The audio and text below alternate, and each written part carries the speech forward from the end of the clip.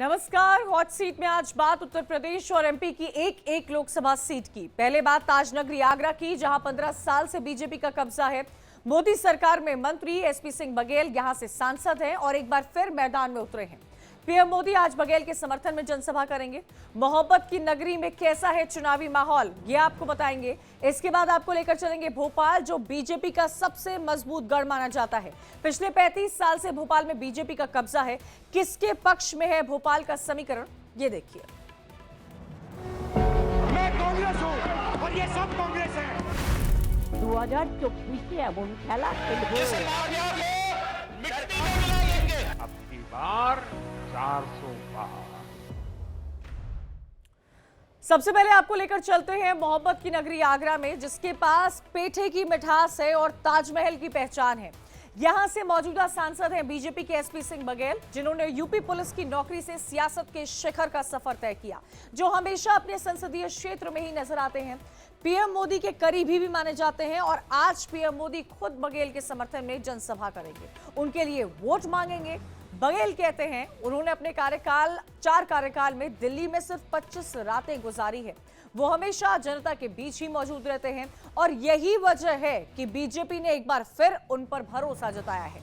RLD से गठबंधन के बाद बघेल बड़ी जीत का दावा कर रहे हैं। उनके सामने है समाजवादी पार्टी से सुरेश चंद्र कदर, जो पेशे से तो कारोबारी हैं और जाटव समाज से आते हैं।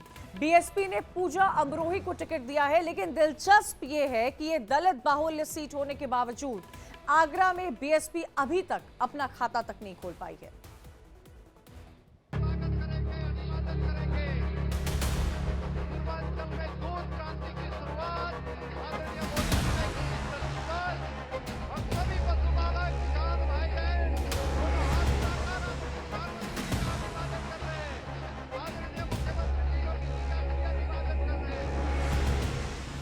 इश्क के शहर में वोट की प्यास।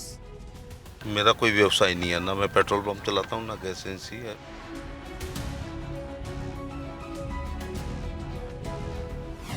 ताज नगरी में कौन करेगा राज? आगरा भी गंगा जल का सेवन कर रहा है।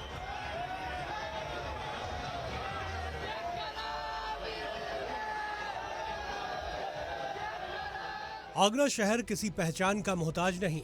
मोहब्बत की नगरी के दीवाने पूरी दुनिया में हैं। हर साल लाखों विदेशी टूरिस्ट यहाँ घूमने आते हैं। टूरिज्म के साथ ताज नगरी देश की सियासत के लिहाज से खास पहचान रखती है।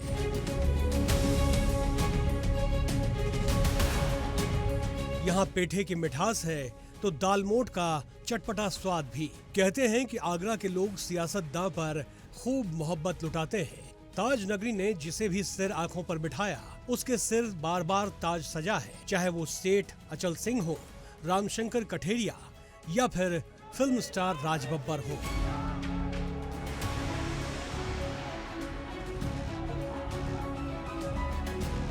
आगरा में पहली बार 1952 में लोकसभा चुनाव हुए। कांग्रेस से सेठ अचल सिंह लगातार 5 बार सांसद बने। ना तो कांग्रेस ने चेहरा बदला और ना ही आगरा ने नुमाइंदगी। कहते हैं कि मोतीलाल नेहरू सेठ परिवार के वकील हुआ करते थे। इमरजेंसी के दौरान भी आगरा का मिजाज नहीं बदला। कांग्रेस विरोधी लहर में एक बार लोक दल को जीत मिली, लेकिन 1980 में कांग्रेस ने फिर वापसी कर ली। कांग्रेस का गढ़ रहे आगरा में बीजेपी का खाता 1991 में खुला, जब देश में राम मंदिर आंदोलन की लहर चली थी। भगवान शंकर रावत ने लगातार तीसरी बार ताज नगरी में कमल खिलाया, लेकिन 1999 और 2004 में फिल्म स्टार राज बब्बर के जरिए मुलायम सिंह यादव यहां साइकिल दौड़ाने में कामयाब रहे। 2009 से इस सीट पर बीजेपी का कब्जा है। 2009-2014 में रामशंकर कठेरिया जीते और फिर 2019 में एसपी सिंह बघेल कमल खिलाकर संसद पहुंचे।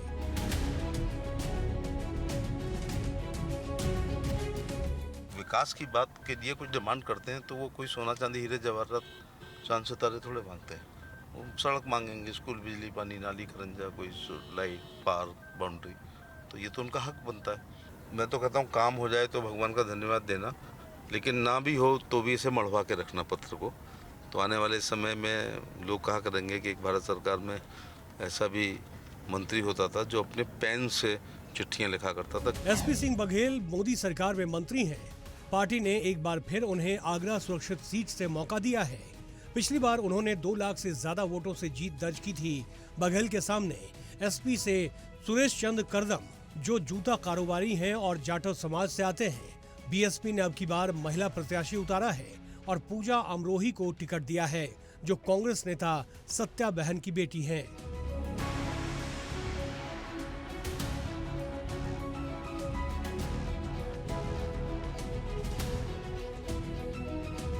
2019 में बीएसपी प्रत्याशी मनोज कुमार सोनी को एसपी और आरएलडी का समर्थन मिला था, फिर भी हाथी कमल की राह नहीं रोक पाया। अब की बार एसपी और बीएसपी अलग अलग चुनाव लड़ रही है, जबकि बीजेपी को आरएलडी का समर्थन मिल रहा है। इसलिए एसपी बघेल बड़ी जीत का दावा कर रहे हैं। पिछले 10 साल में 4 चुनाव लड़े हैं और वो वैसी सीटें हैं जो टफ हो जाती है। जैसे 14 में फिरोजाबाद तो टफ ही मैं लड़ा।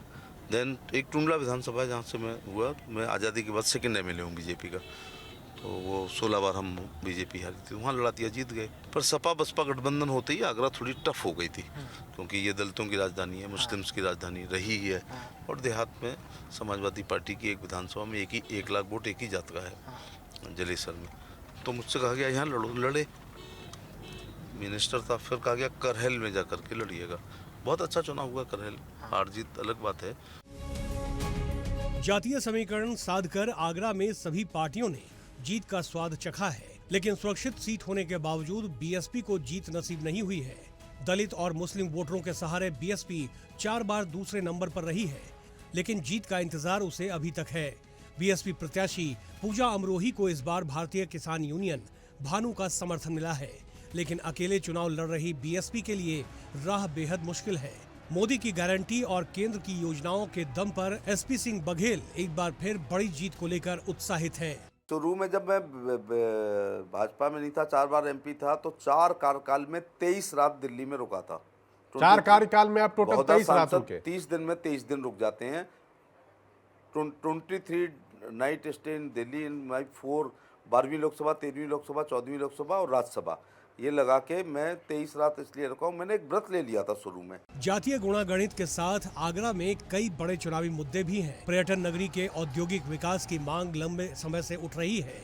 खारे पानी की समस्या का समाधान नहीं हो रहा। पेठा दालमोठ के साथ यहाँ चमड़े का भी बड़ा कारोबार होता है। पर्यटन स्थल होने की वजह से लोग अंतर्राष्ट्रीय हवाई अड्डे की मांग कर रहे हैं। आगरा में हाई कोर्ट की बेंच की मांग को लेकर पश्चिमी उत्तर प्रदेश के वकील आंदोलित हैं। हमारी सरकारों से यही मांग है, क्योंकि पेठा नगरी आज ताज नगरी में स्थापित है, तो टीडीजेड के कारण इसको कई कठिनाइयों से जूझना पड़ रहा है। सबसे बड़ा काम है कि इसमें ईंधन, सुप्रीम कोर्ट के आदेश से सब्सिडी गैस मुहैया कराने के तो आदेश हो गए हैं, मगर आज तक इस पेठा इंडस्ट्रीज को सब्सिडी गैस नहीं मिली है। तो मेरी सरकारों से ये मांग है कि इसको सब्सिडी गैस दिलाई जाए, जिससे कि यहाँ का जो कारोबार है पेठे का, वो यहाँ से कहीं और विस्थापित न हो पाए। बीजेपी एक बार फिर यहाँ अपनी जीत सुरक्षित करना चाहती है, लेकिन ताज नगरी की जनता किस पर अपनी मोहब्बत कुर्बान करती है, इसका फैसला तो 26 अप्रैल को ही होगा। Bureau report, India daily live.